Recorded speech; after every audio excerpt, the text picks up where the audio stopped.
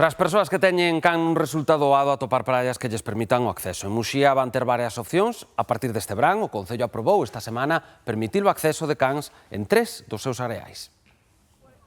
A partir deste verán, 3 praias do Concello de Muxía terán permitido o acceso de cans. O Pleno do Concello aprobou esta semana habilitar os areais de Borreiros, o da Area Grande de Leis e o de Espiñeirido.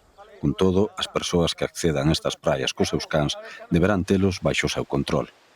Nesas 3 playas, as persoas interesadas van a poder ir ca súa mascota libremente sin problema ningún. Eso non quer dicir que libremente que cada un pode levar a súa mascota, non tela controlada, non tela perder a vista, e depois que esa mascota pode ocasionar calquer tipo de molestia ou lesión ou que sea agresión a outro animal ou calquer outra persona que tamén sea usuario dese arenal.